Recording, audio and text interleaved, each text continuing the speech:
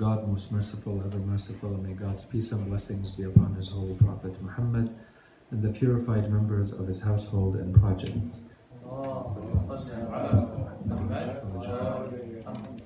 Brothers and sisters, Assalamu alaikum wa rahmatullahi wa barakatuh. So, as was just mentioned, we are now in the second session that has to do with the topic of Imameh. I believe that in the previous session we spent a little bit of time trying to define the notion so that as we get into the topic we all agree on what we're discussing.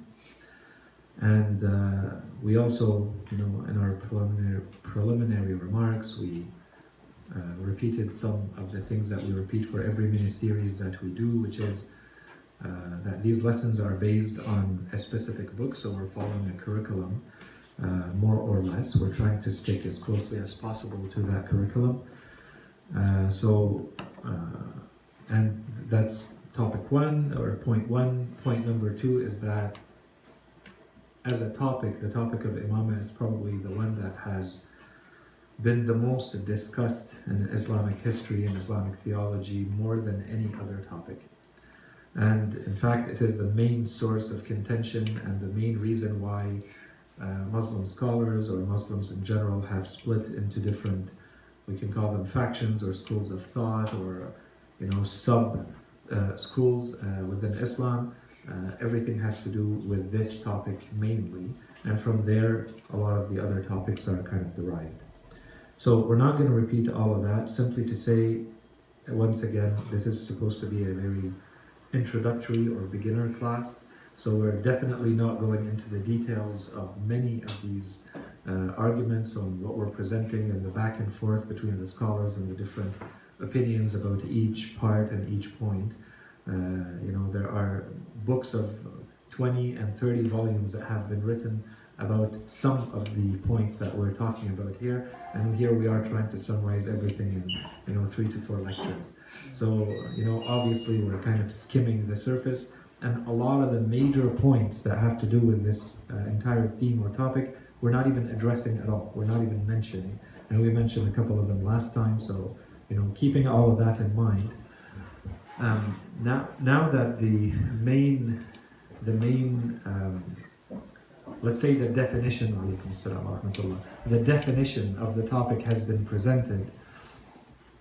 Now we want to get into a little bit of the kind of main argumentation around it. So we said that the first point that we wanted to talk about has to do for today with the topic of the necessity of the Imameh. Why do we consider Imameh to be a necessary part of our belief system?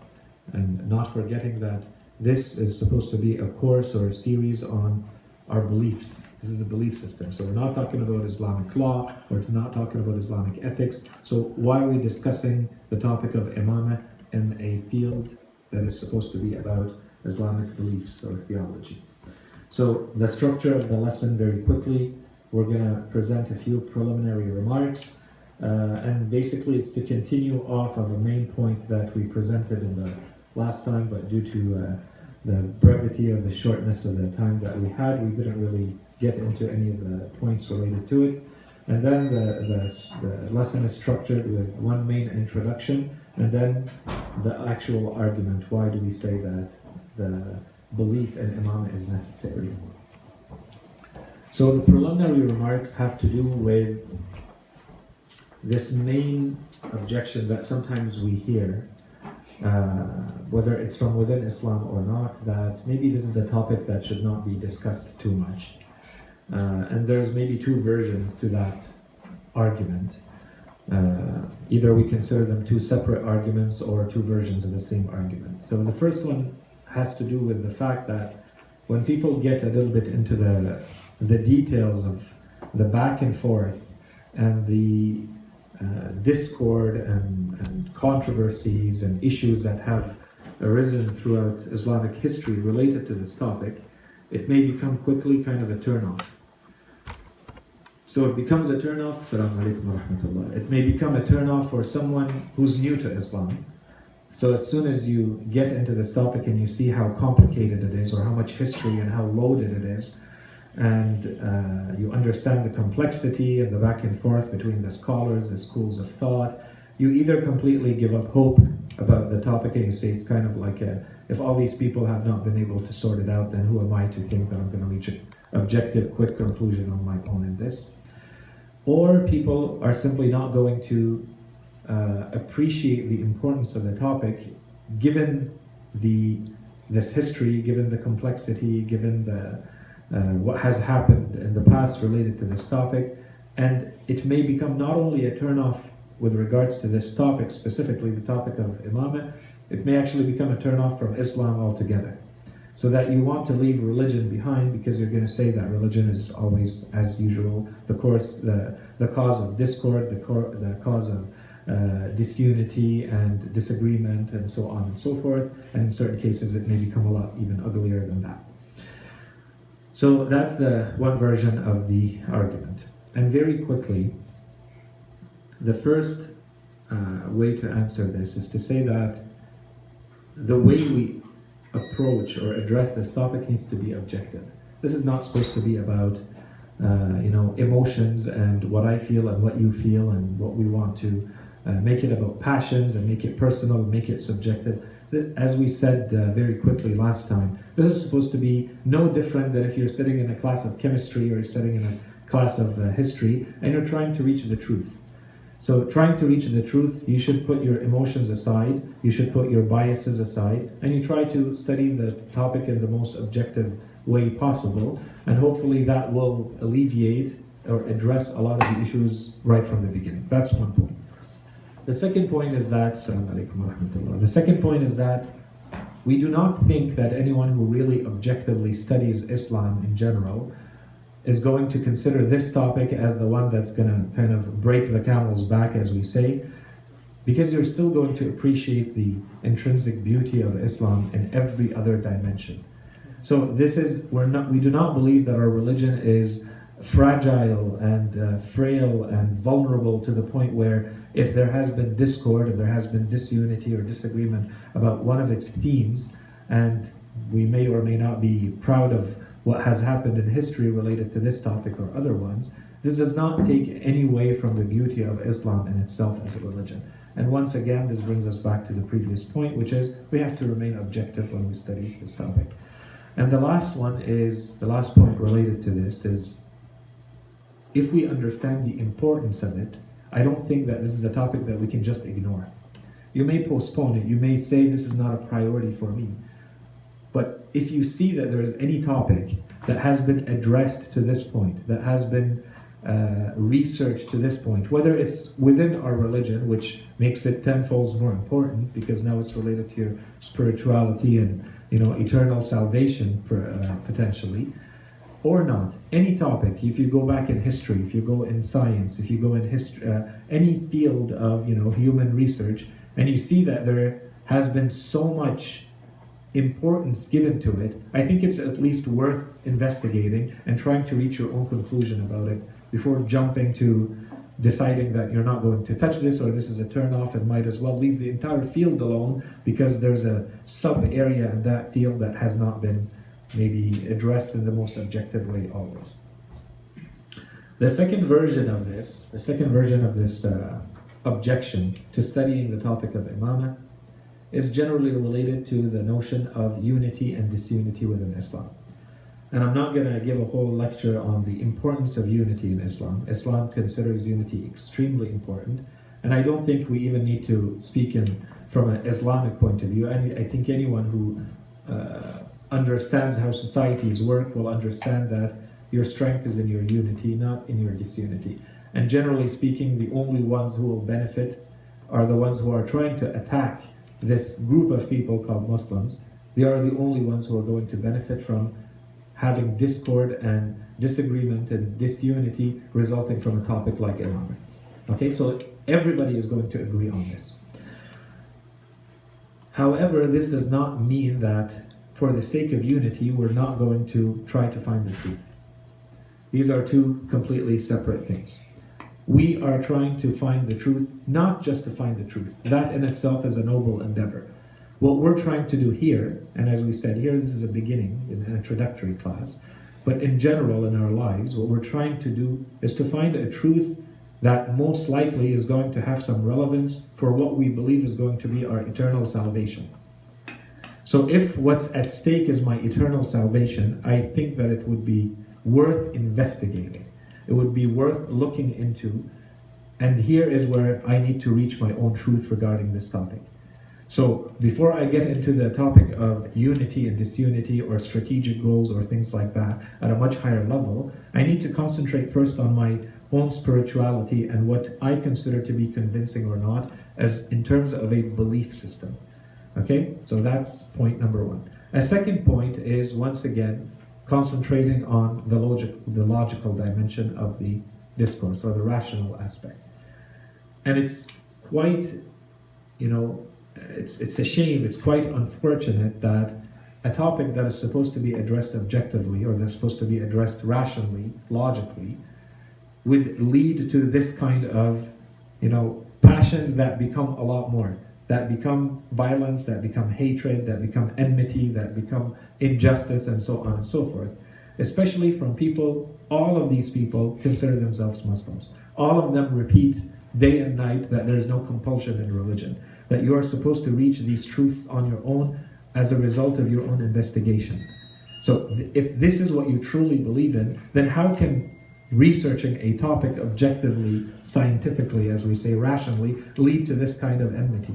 I may reach my conclusion and you reach yours, and at the end, if we have a disagreement, I present my arguments and you present yours, and that's it.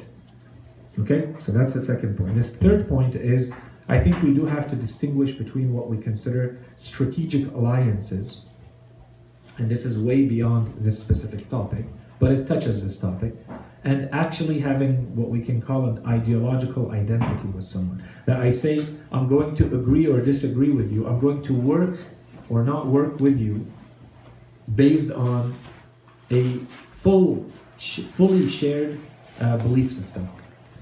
Not in every case, I'm not going to only work with someone in every case only if they agree with me on every point in my belief system.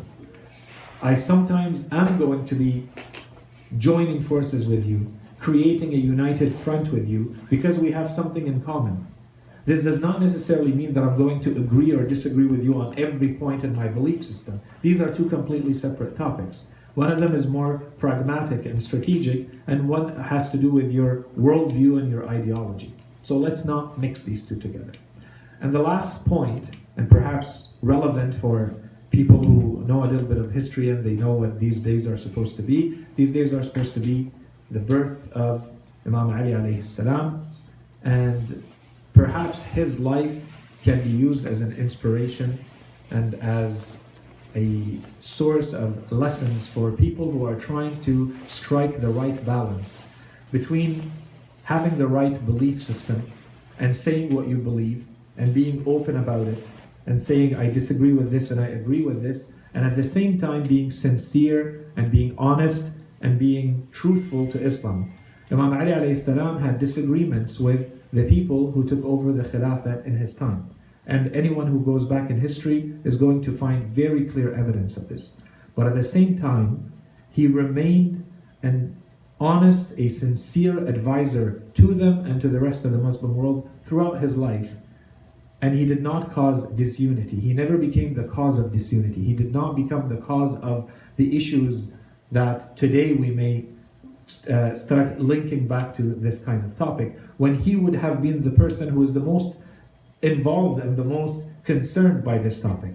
So if you study the life of the Imam, you see that on the one side, he was able to maintain what he considered to be his right or his truth on the one side, and at the same time, he remained loyal, he remained sincere, he remained honest, and no one could ever go back and say that he was the cause of disunity or the cause of disagreement or fragmentation of the, let's say, Islamic world. Okay, so these were simply some points related to the topic that we were supposed to address in the last lecture, but we didn't have time. So this is to wrap it up, and then we get into the actual topic for today. Very quickly, the main difference between the two biggest schools of thought in Islam. And here the point is not so much the biggest difference between the two as making sure that we understand what the Shia believe, because that is not always well understood. When people have not really studied a lot of theology, they get the idea, or they believe maybe in the idea, that on the Sunni school of thought, the Holy Prophet at the time of his passing away did not appoint a successor.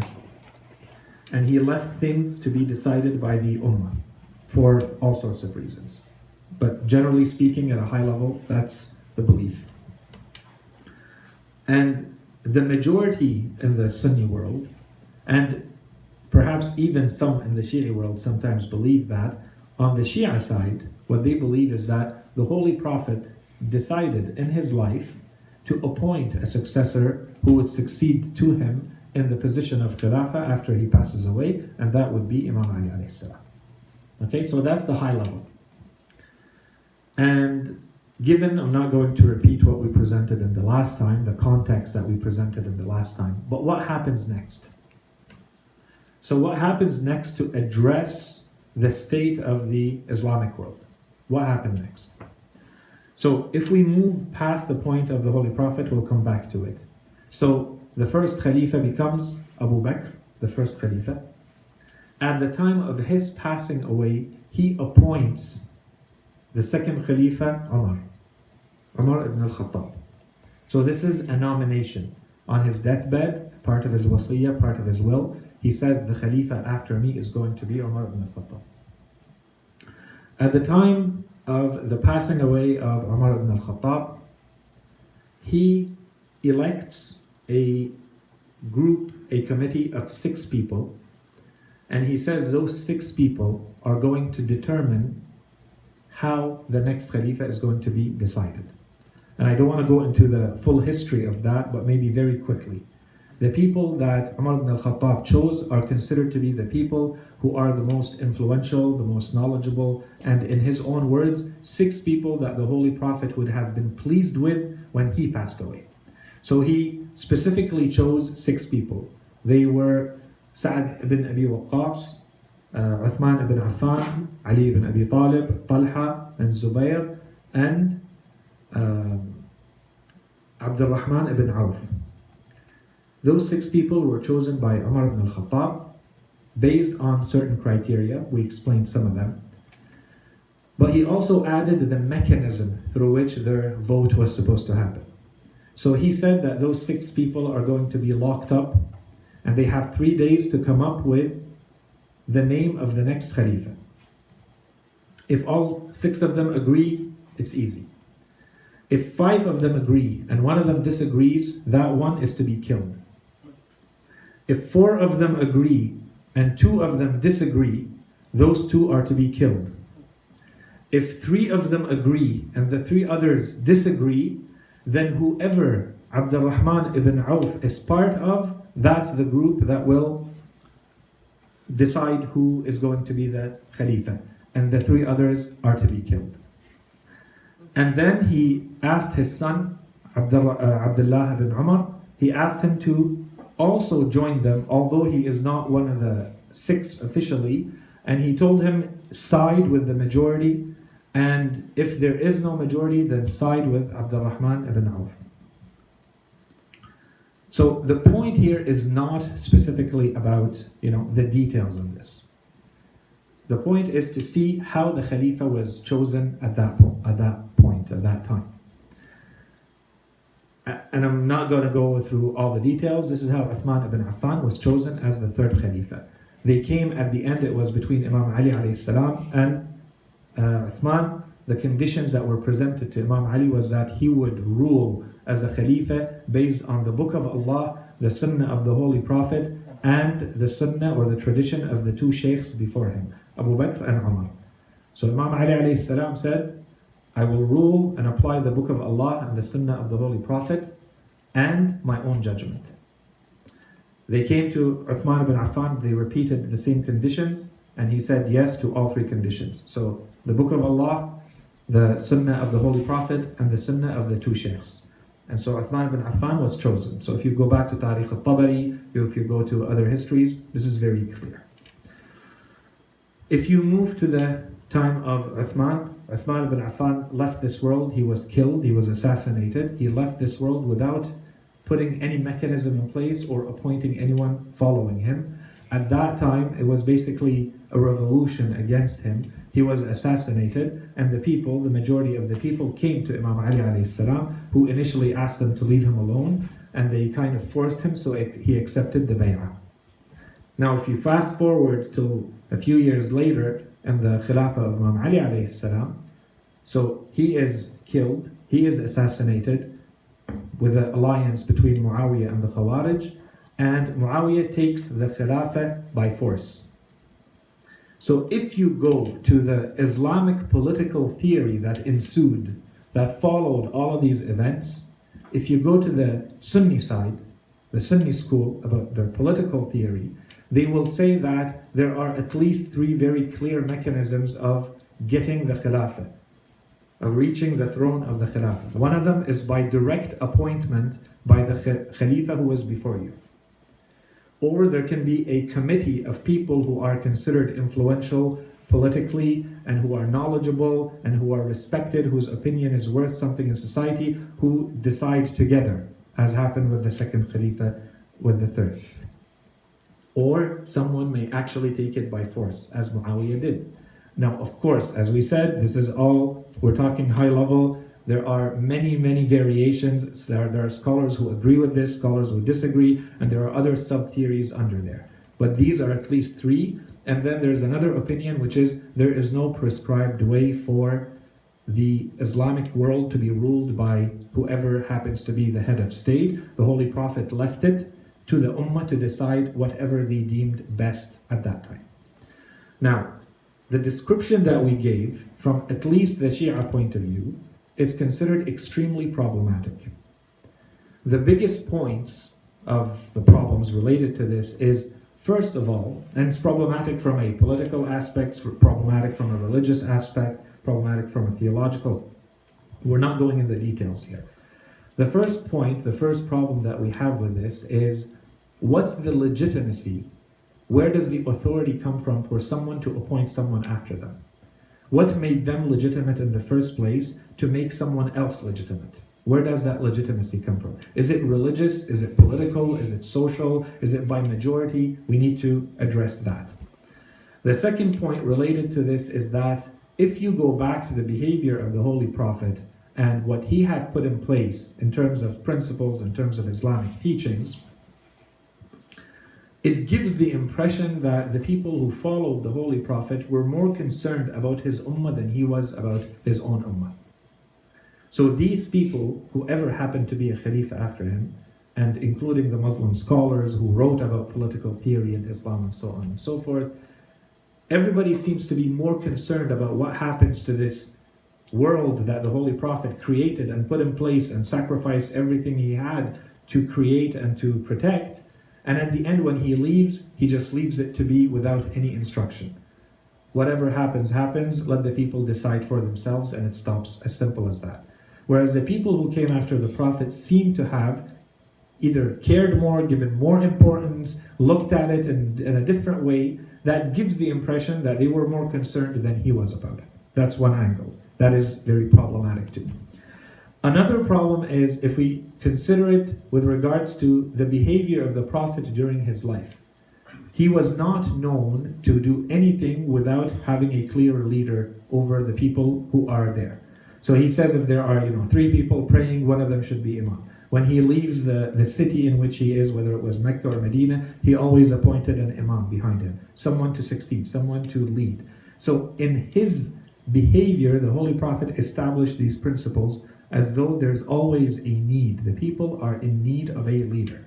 So would it make sense to say that the Holy Prophet did not leave a leader after his own passing away?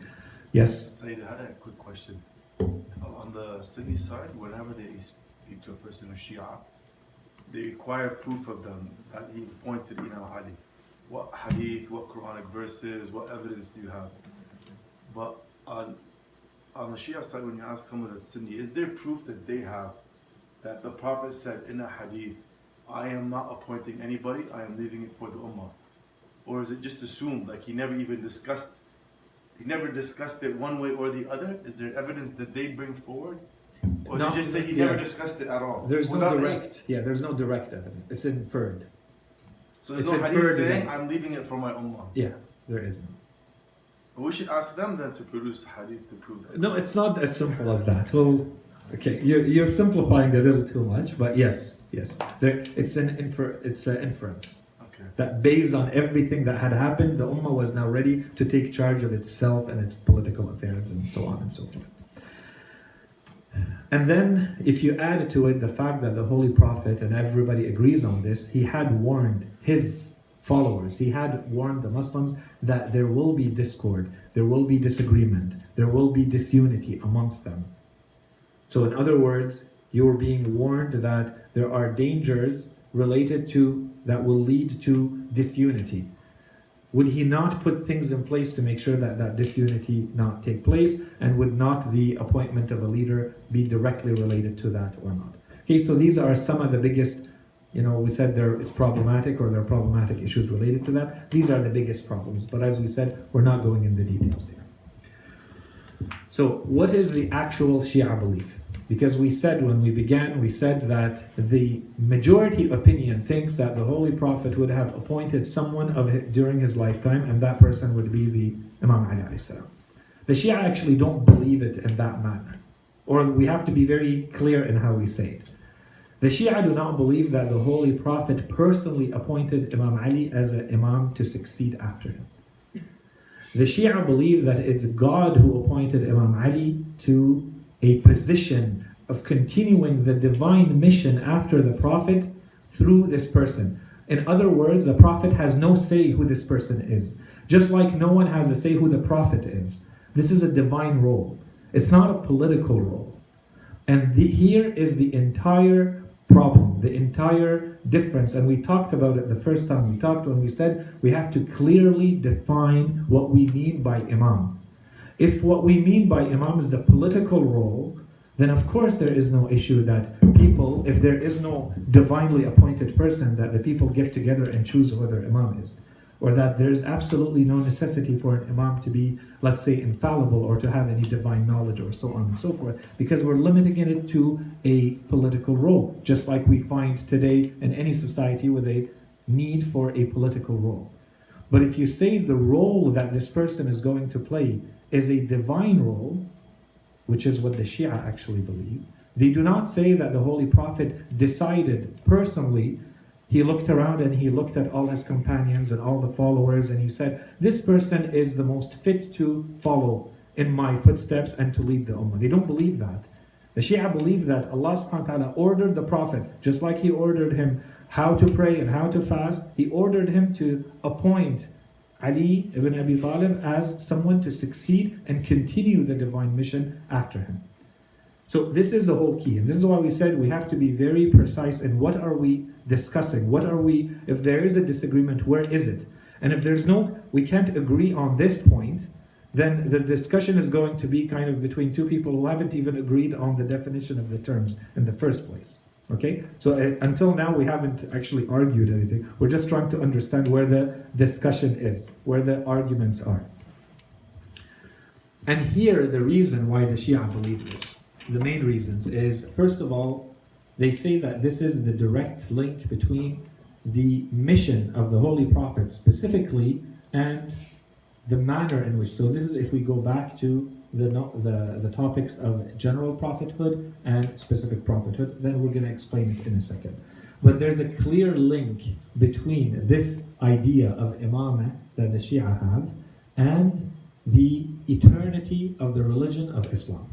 Is this religion good and is it universal? So is it good for everyone and is it good for the rest of time or not? We have to agree on that. And if we agree on that, then we have to go back to the life of the Holy Prophet and the religion that was put in place to see, does it serve that purpose or not? Or does it open the door to maybe another attack on Islam, directly or indirectly?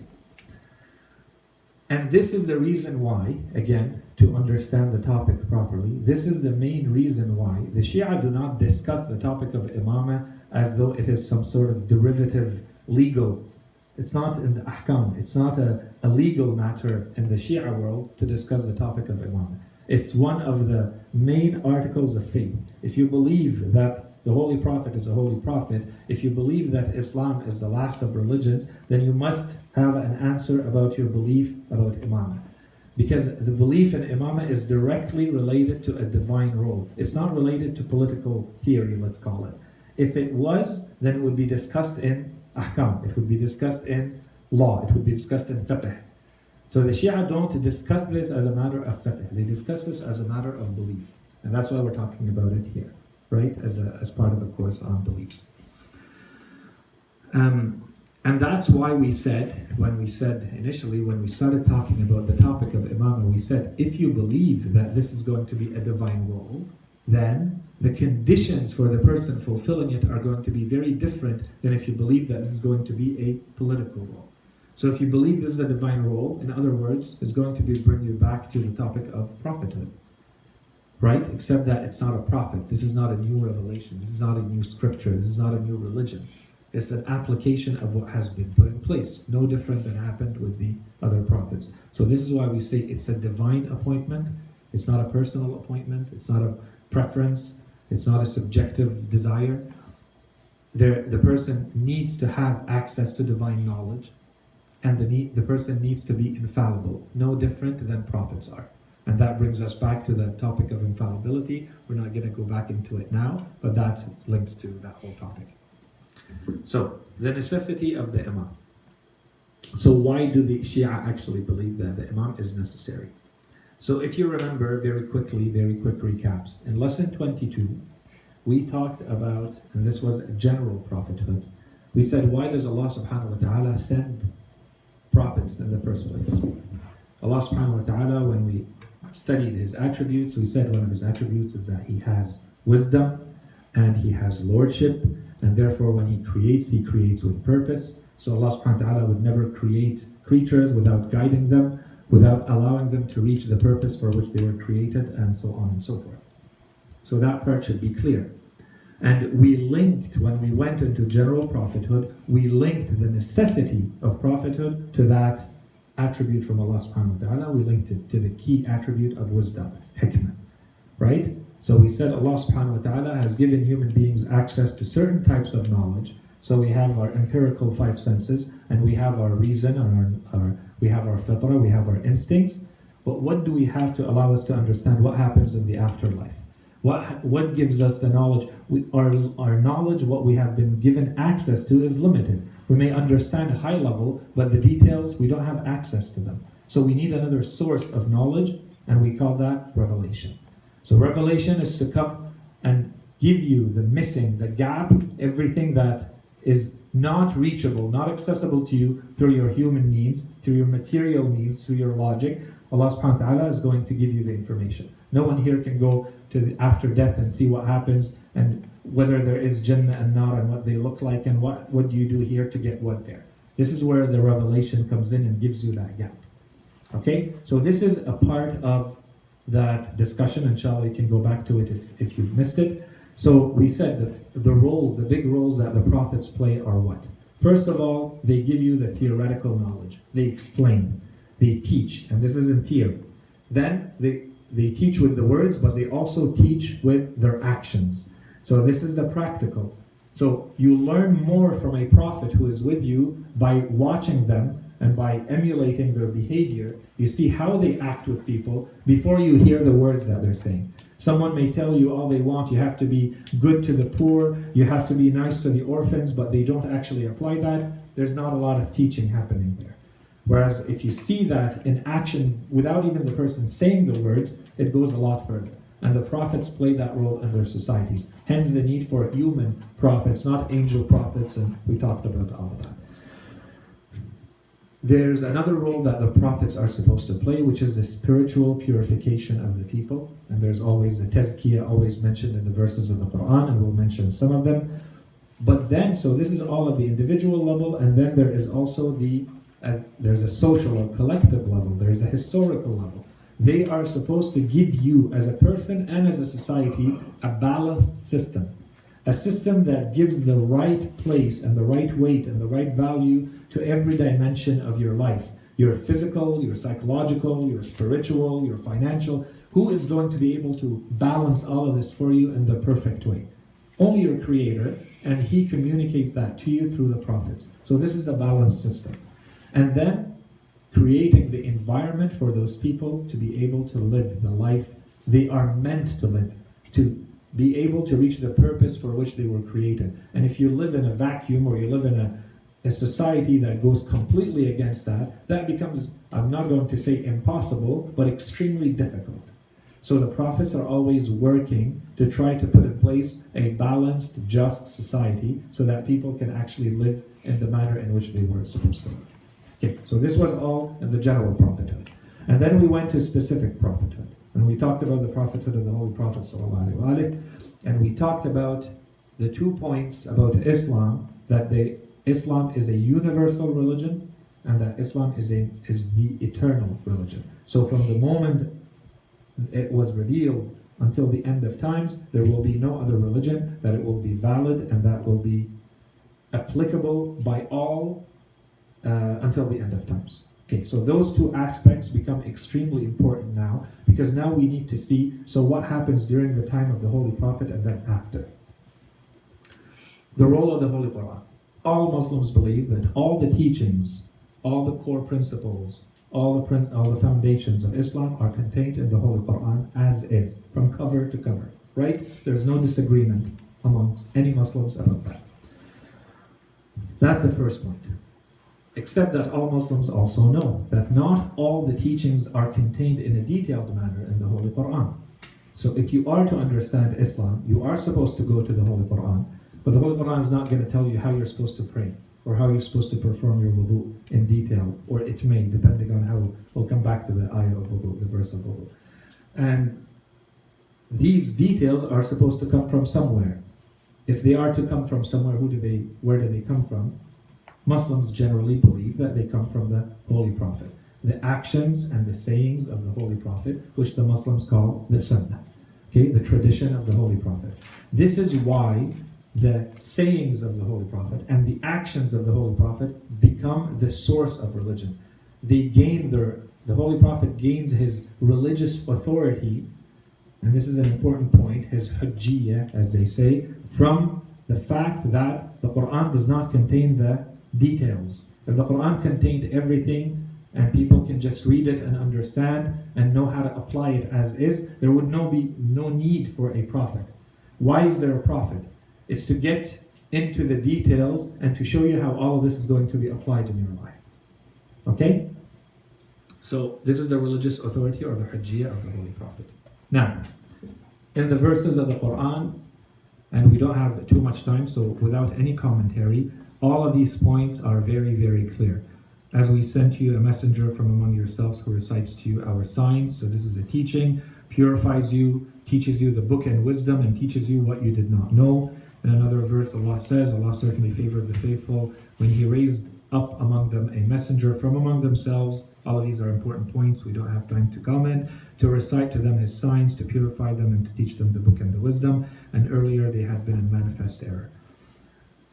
If I skip the next one, we have sent down the reminder to you, and so this is when we get into the specific role of the Holy Prophet, so that you may clarify for the people that which has been sent down to them, so that they may reflect.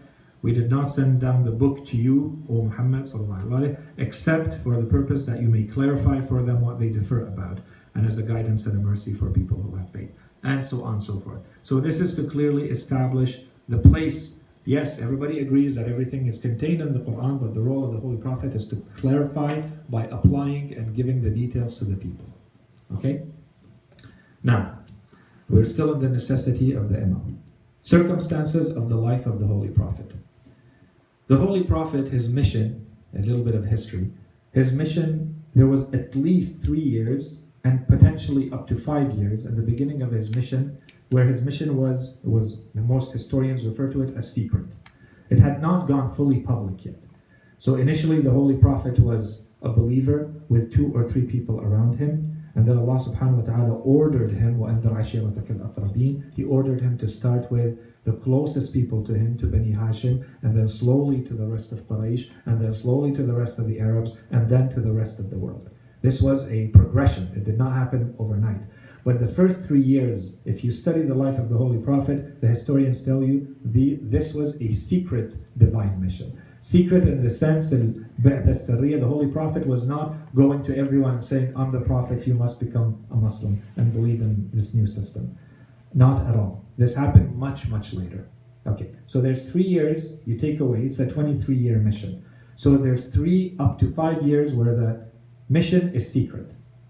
If you look at the time that the Holy Prophet spent in Mecca, this was a time of persecution, of injustice, of torture, of anyone who is associated with the Holy Prophet. And this is when the Holy Prophet, at the end, he sent a lot of his followers to Al-Habasha so that they avoid and he defends, he protects them from all of this torture and persecution against them. And he ended up with a group of his family and followers hiding in the valley, Shu'ab Abi Talib. 3 years they hid in there. And where we have in the narrations that they would, 2 and 3 and 4 men would split a single date over days. That's all that they had to eat. And they would eat the leaves of trees when they found them.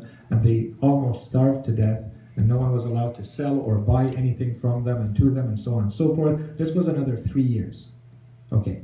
And then in the rest of the 23 years, there was another 10 years when the Holy Prophet actually goes to the city of Medina. And then the battles start, and one attack after another. And for 10 years consecutively, the battles did not stop.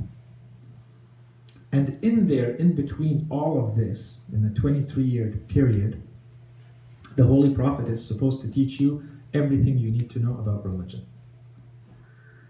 So what ends up happening is that there's a lot of what needs to be applied in religion that people are not ready for, that circumstances don't allow the Prophet to explain the details, to give the theory and to give the principles. The circumstances are this difficulty always ongoing. It's not a classroom like here where we have someone sitting and explaining you the principles and you're writing and you go back and research them and study them.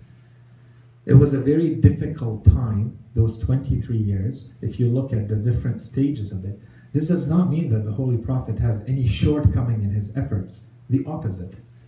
The Holy Prophet sacrificed everything and spared no effort, day and night, as the Holy Quran says, killing himself, in the words of the Quran, in order to try to guide, to save his people.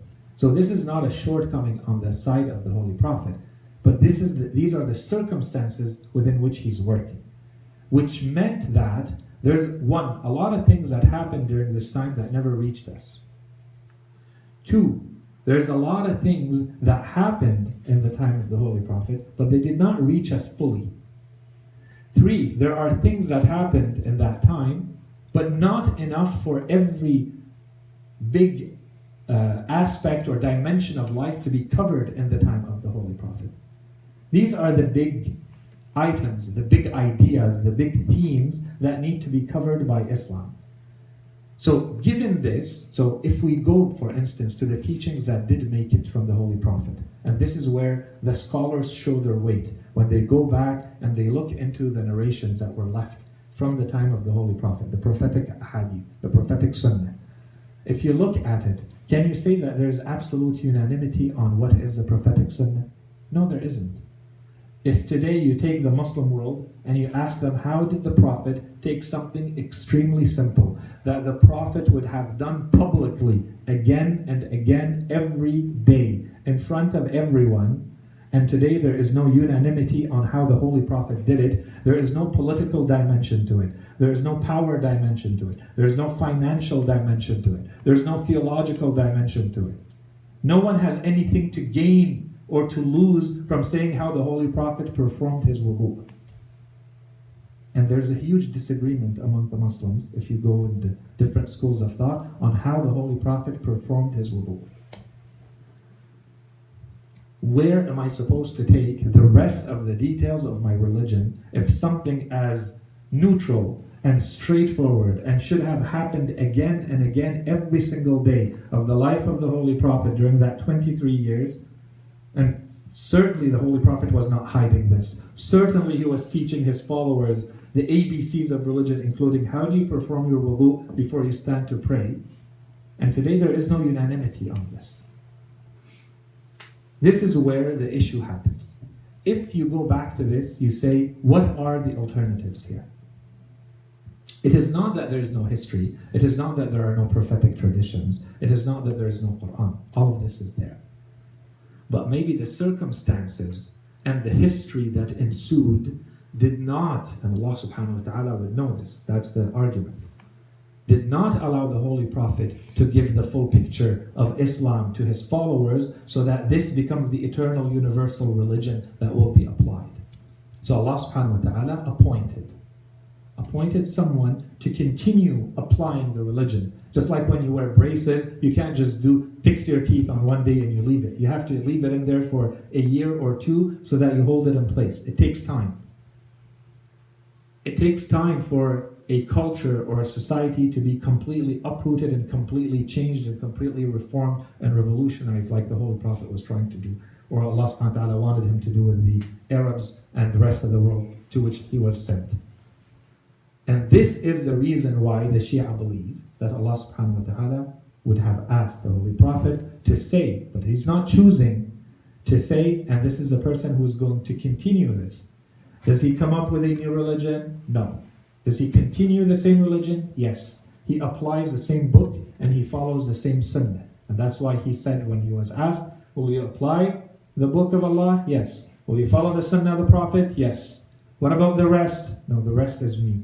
Because I have my own knowledge of what to do and how to apply the religion in my own way. You cannot constrict me or restrain me or bring me back to what was done before me. Okay? Yes? That portion that he's saying that I'm going to apply from my own knowledge, is that something that you mentioned before, that Allah subhanahu wa ta'ala would have given him that divine revelation that this is what you would want to teach? Or is that he saw our Nabi practicing that, and so then he would tell from that? Which one is it? Yeah, so the Shia believe that he was given a divine knowledge through the Prophet. Okay. Through the Prophet. And he says that. He says the Holy Prophet has taught me 1,000, opened for me 1,000 doors of knowledge. Through them, from each one of them, 1,000 doors of knowledge open. Mm-hmm. We consider that not a normal human knowledge. You can do all you want, you can try all you want, you can pray all you want. This is not the type of knowledge that you need as a simple human being doing your own worship of God. This is the type of knowledge you need because you're playing a divine role. So Allah subhanahu wa ta'ala is equipping you, preparing you, and it's not a random act. Allah subhanahu wa ta'ala also chooses the best teacher for you. He makes you grow up as he did with all other prophets. If you read their stories, he pairs up a prophet with another prophet so that you learn from them too. His role as an imam does not start until his mission as an imam begins. When the Holy Prophet is there, the Holy Prophet is the imam, and he's the prophet, and he's the messenger, and everybody follows. And as he says, I am one of the servants of Muhammad. But after that, he believes, as we believe too, the Shia, that he also believes that he has a divinely appointed role. Okay, so is it a divine knowledge? Yes, we believe it's divine. But what type of divine? There's a disagreement. So some will say he may have a direct contact. The majority say no, it's all learned from the Holy Prophet sallallahu alaihi wasallam. Like direct contact is in like a... An inspiration. Yeah. It's not a revelation in the sense of wahi that comes to the Holy Prophet, like Jibreel comes to verses. Yes, okay. Exactly.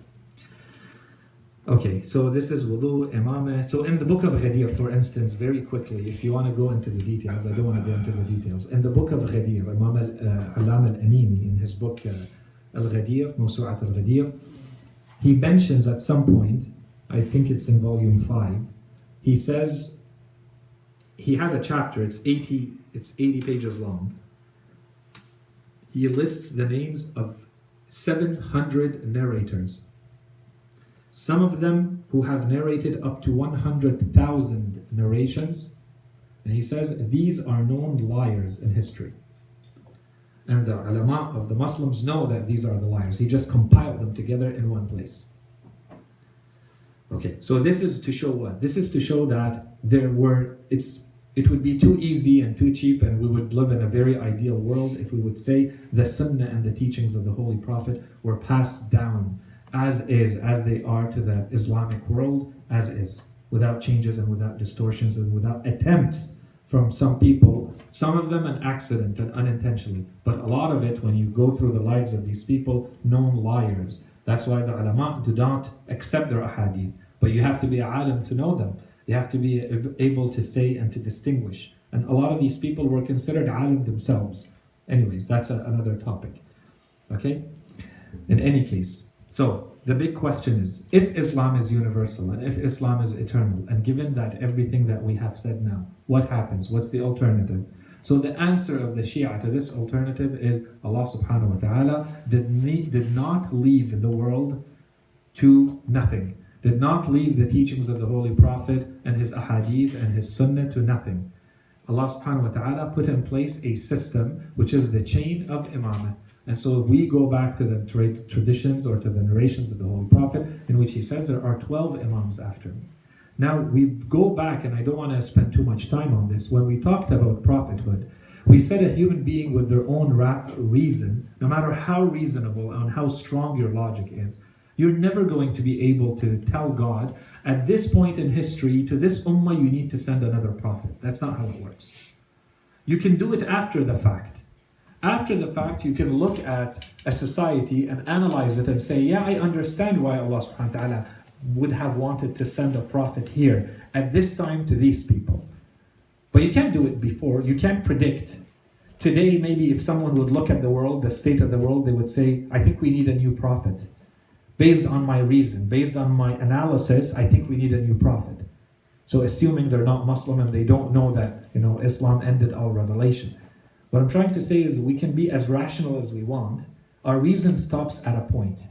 And the appointment of someone to play a divine role, as Allah subhanahu wa ta'ala says, مَا كَانَ لَهُمُ الْخِيَارَةُ. It's not people who are going to say what their preferences and their desires and their whims are. These are divine roles. So although we are rationalizing it and presenting the philosophy behind it, the truth is whether Allah subhanahu wa ta'ala would have chosen 3 or 125,000 prophets, that's up to Him. Right? This is the part that your human reason is always going to fall short. And that Allah subhanahu wa ta'ala decides or not to add another chain of divine people to play a divine role that we're referring to as Imamah or not, we can rationalize it. But at the end, this is Allah subhanahu wa ta'ala who knows the future, who knows if it's needed or not, and who decides with His grace and with His mercy what is needed for humanity. What establishes the argument fully or not for humanity. So the Shia response, as we said, to what happens if this religion is universal and if this religion is eternal, what is the answer? If we're saying that we have huge issues with the manner in which it was transmitted, there's a lot of disagreement, there's a lot of discord, there's not a lot of consensus about everything that happened during the time of the Holy Prophet, or how this religion is supposed to be applied from something as simple as wudu to things like we're discussing right now, like Imameh. Okay, so what's the answer? The answer of the Shia was that there's a divinely appointed role that Allah subhanahu wa ta'ala wanted to keep in place after the Holy Prophet, and this is the role that they refer to as Imameh. And this is the reason why the Shia believe that the Imam has to be, 1, divinely appointed, 2, they have to have divine knowledge, and 3, they have to be infallible. Because they're basically playing the same prophetic role without the new revelation, without the scripture, but they were playing a divine role. So the same things that we said when we talked in lesson 22, when we said these are the roles of the prophet, well, these are the roles of the imam. No different. People have to be able to look at them and say, this person represents religion. They need to be infallible. When I ask them, they need to answer, just like a prophet would. They don't make mistakes. They don't forget. Because if they forgot here, they may forget in the things related to religion. If they make mistakes here, they may make mistakes in revelation. And we talked about all the different theories about that, so we're not going to go back into all of this. As opposed to when we put all of this together, this is the reason why, if we go back to the Sunni version of the theory of Imameh, and this is why we said when we started this whole topic, we said there is a difference in the definition of Imam that leads to a lot of miscommunication between people. If at the beginning I say, this is what I believe in the Imam, well, we're probably going to agree not to both refer to the same thing with the same word. But unfortunately, everybody refers to two very different entities as an Imam. Yes, linguistically, Imam is a leader, and it could be an Imam of anything. But in the theological dimension of Islam, I don't know what happened. Yeah. I'm not sure. Maybe we'll just continue. Yeah, we'll finish it. So, very quickly, if we go to the Sunni version of the theory of Imamah, there is no such claim that an Imam has to be infallible, that an Imam has to be divinely appointed, that an Imam has to have divine knowledge. In fact, we have a lot of the opposite. We have a constant reminder that the people who have played the role of Imamah, in what sense? Not in the sense of the divine role that the Shia believe in the sense of the political ruler, the political leader. We have again and again narrations that tell us it was fine, they're just human beings, they need the help of people. And if we go right from the beginning, right? Abu Bakr, when he became the Khalifa and he took to the pulpit and he said, there is a devil that overcomes me, right? إِنَّ لِي شَيْطَانًا يَعْتَرِينِي. And so I'm going to need your help, my people. When you see that I am upright, support me in being upright. And when you see that I make mistakes, make me upright again. This was one of his first sermons. Okay, if you go to the Khilafah of Umar, during his time as Khalifa, so this is when they are supposed to be the Imam. But again, this is to show that there's a huge discrepancy or difference in the definition of what we mean when we say Imam. If you believe that we're talking about the political rulership, then there's no issue with that. If you believe we're talking about the divine appointed role, there's an issue. Okay, imagine, so you'd have to basically imagine, would a prophet say something like this? He can't. It goes the opposite. If a normal human being says it, it can become a manqaba, it can become a compliment. This person is modest, this person is democratic, this person knows how to talk to their people, they are being open and honest with them. But this is because you're not adding the divine dimension, which says, well, if a prophet tells people that I may make a mistake at any point, I think we have an issue with your revelation. Or, when he says, for instance, Umar ibn al-Khattab, when he talks about the Khilafah of Abu Bakr, and he says, Al-Bay'ah of Abu Bakr was a falta, was an accident or a slip. وَقَلَّهُ الْمُؤْمِنِينَ شَرَّهَا. Okay, why? This basically tells us there is no prescribed way. Something was done. The Holy Prophet left this world. We improvised something. It could have gone in a completely different direction, but thank God it went in the correct way and not a lot of damage was done and everything was good. Okay, what does this say? This say that there is no general agreement on this is the way that Islam says a political ruler is established or not. Another point, when Umar ibn al-Khattab again and again openly, especially during his Khilafah, because he would get all these delegations from people coming from, there were the Jews, there were Christians, there were atheists, they would come, they would argue, and they would want answers, and they challenged the Muslim world. And in every case, he would call Imam Ali. And there are entire books written, لَوْلَا عَلِي لَهَلَكَ عُمَرْ, because these became famous words that Umar ibn al-Khattab would say. لَوْلَا عَلِي لَهَلَكَ عُمَرْ مَا أَبْقَانِيَ اللَّهِ لِمُعَضَلَةٍ لَيْسَ لَهَا أَبًا حَسَنٍ. Again and again. Why? No problem. It's actually a compliment. It's beautiful that he recognizes the knowledge, he recognizes the merit of Imam Ali. But this would be a problem if we say he's playing a divine role. And again, I'm mentioning all of these to really make the point very clear. There is a huge difference in the definition of what an imam is and isn't. The Shia do not believe that an imam is a political ruler. The imam is continuing the role of the prophet. The same role that the prophet played, the imam plays. The difference is that there is no new religion. He takes whatever the prophet put in place and he continues to apply it so that the people learn. And that's it. So this makes it a very different role. And when you have someone like that in society, then as a derivative of that, would you not also ask them to be the ruler in that society, the political leader in that society? So the political rulership becomes a secondary thing derived of their divine role. No different than when the Holy Prophet is there, no one would think of putting a Khalifa in place and the Holy Prophet is there. Because the Holy Prophet can play all of those functions, and we spend a lot of time talking about the non-religious functions that the Holy Prophet played. And of course, if you go back to, that's the whole discussion related to, infallibility. So were there mistakes made or not? Especially if you go, the history of the Bani Umayyah, Bani Abbas, their Khulafa, how they got to power, were there mistakes or not? This is all to reinforce the same point. Are we talking about political rulership? Are we talking about kings and Khulafa and heads of state? Or are we talking about divine role? Okay, so in the next lecture, inshallah, we're going to talk about the two big aspects. So the first lecture is going to be about the nomination or the appointment. What do we mean when we say Allah appointed? What is the proof for that? That's one. And two, these other traits. So we said there's three big ones. We said the Shia believe that the Imam is someone who's divinely appointed. So that's lecture, the next lecture. And we said it's someone who has a divine knowledge and they're infallible. So we'll explain those two and the lecture after that. Okay, so those are going to be the next two lectures. وصلى الله على سيدنا محمد وعلى آله الطيبين الطاهرين.